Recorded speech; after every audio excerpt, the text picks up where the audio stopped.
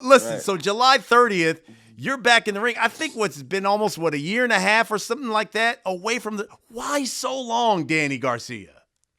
I just felt like I needed some rest, to be honest. After the Spence fight, I kind of felt like I was a little bit mentally tired and physically tired. I felt like I just needed a time away to miss the sport and come back. And I feel like in this sport, you have to be hungry. If you're not hungry, then you shouldn't be in the sport. So I just needed time away to miss the sport, regain my hunger, and come back strong. So now you're coming back, but now you're coming back at 154 and taking on Jose Benavidez, not 147. Why the move up in weight? Well, I feel like, I won a title at 140. I won a title at 147. And my dream and my goal in boxing was to be a three-division world champion. And I just want to be great, just like all the other great champions, like Cotto, Duran, Shane Mosley, Oscar De La Hoya, all those guys went up. And I feel like, I'm 34 years old now. I don't want to put that strain on my body worrying about losing weight. I want to go in the gym, be able to use my experience, feel good, feel strong. And that's what I've been doing. Listen, you were accomplished at 140. Hell, you were a unified champ there. You fought nearly everybody at 147. And this is no disrespect at all to Jose Benavidez. But folks are going to say there's so many big names at 154, great fighters at 154. Why not fight one of them in your debut at 154? Well, that's my goal. My goal is to go fight, the big names. But this is my first fight at 154. So I want to see how my body feels. I want to test my skills at a new weight class. And I feel like this is a great matchup.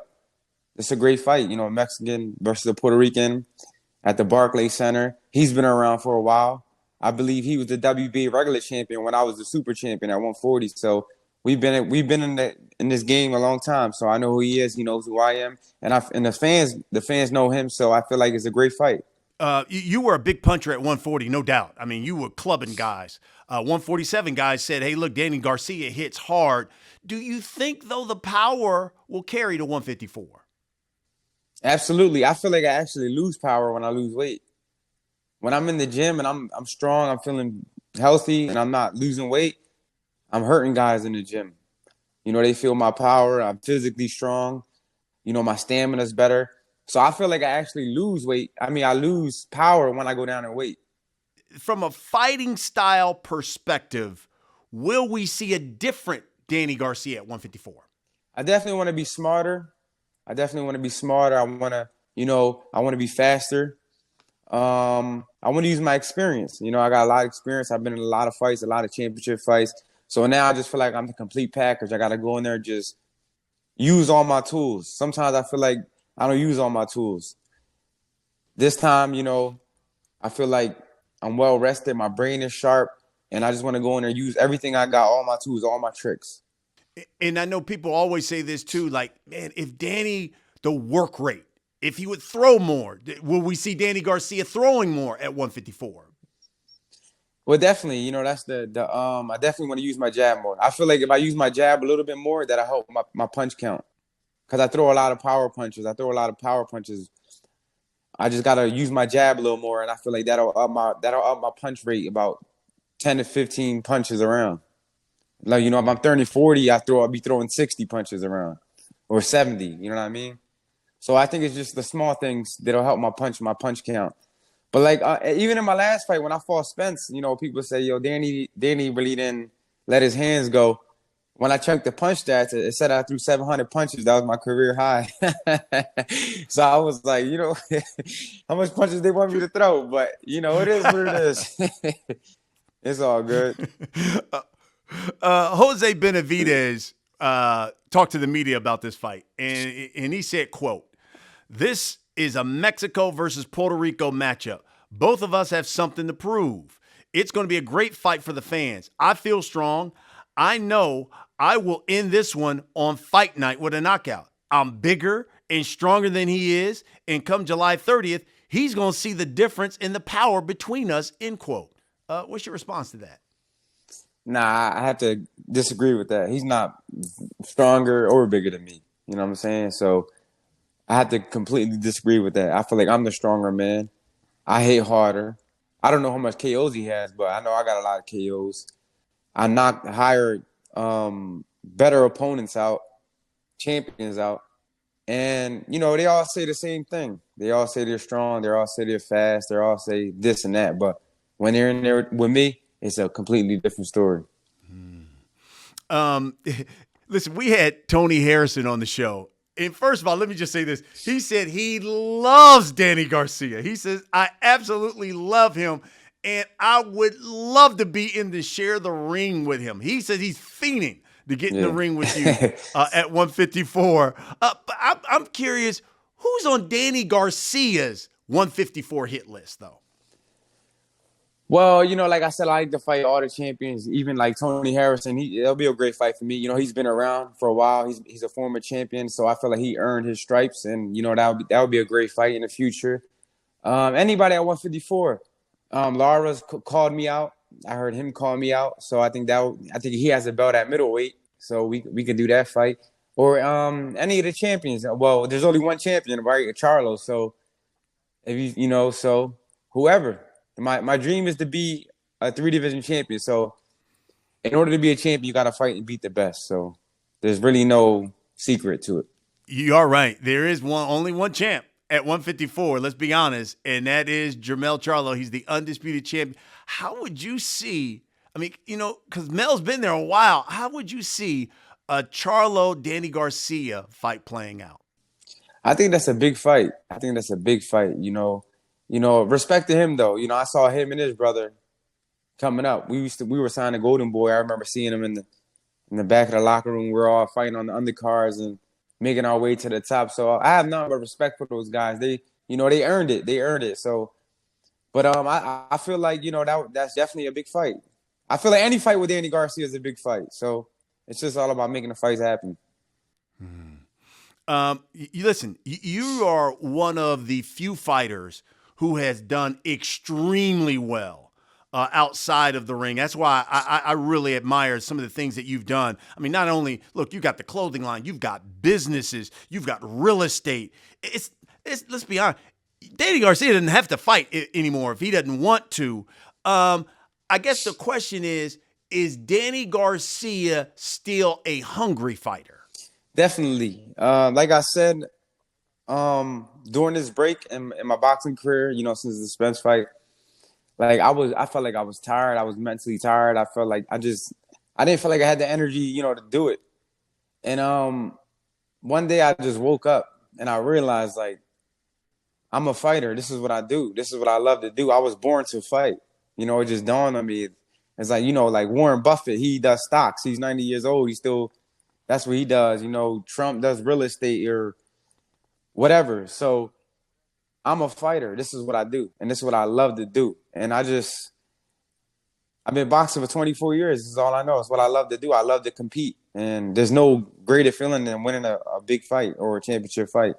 And listen, I love hearing that because the naysayers, they're going to say, oh my gosh, Danny Garcia's back. He's just using he's coming back just to fund his businesses and things of that nature. It sounds like to me like, no, I missed it. Yeah. I missed the sport. Yeah. I missed the competition. Yeah, definitely. I'm a fighter. And in this sport, you just can't fight for checks because that's how you get hurt. You have to come.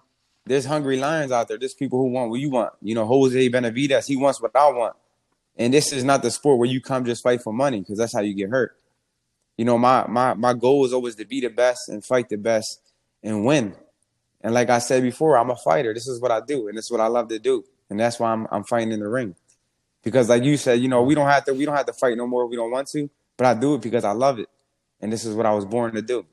You talked about the Spence fight, and I heard a lot of this chatter after the Spence fight. Guys would say, especially guys in the sport, they would say, listen, Danny Garcia's father has done a wonderful job with him, but I believe for him to go at another level, he needs maybe a more experienced trainer added to his team. What do you say to that? Everyone's always going to say what they want to say, but when we were winning all the world titles, he was trainer of the year and everything. And then, as soon as you lose a fight, people say, oh, you need a new trainer. It's just like Canelo. He lost his last fight. You know, he has 2 losses. He has 2 draws. What's the next thing they're going to say about him? He needs a new trainer too? So I feel like, you know, boxing is really not about who's the best. It's about who you got the most chemistry with. It's who you can build with, who you can trust. Boxing is about trust. It's not really about a trainer, you know, because if there's no chemistry, it's not going to work.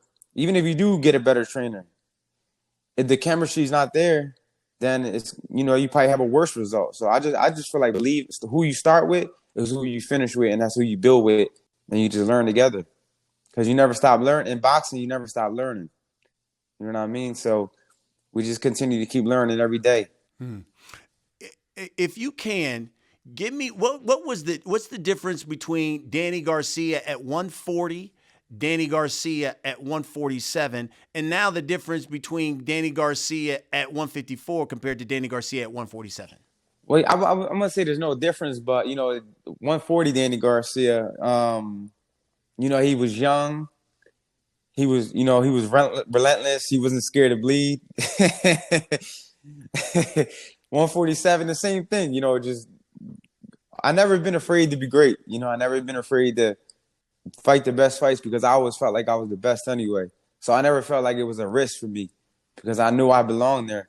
So at 147 is the same thing. You know, big heart, determination, great fighter. And 154 is just, you know, all the experience I've been through in my life at 140 and 147, all the championship, all the great fighters. Now this is more of a seasoned Danny Garcia.